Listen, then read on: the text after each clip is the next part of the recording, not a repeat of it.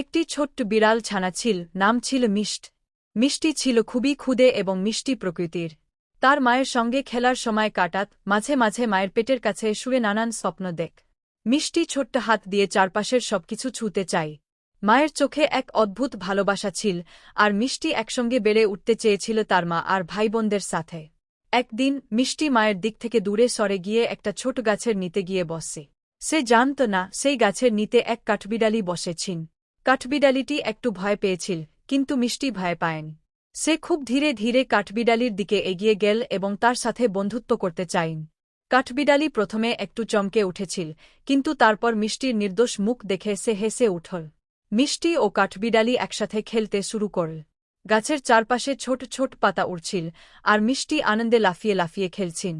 এক সময় মিষ্টি অনুভব করল যে পৃথিবী অনেক বড় এবং তার সামনে অনেক কিছু আবিষ্কার করার জন্য অপেক্ষা করছে।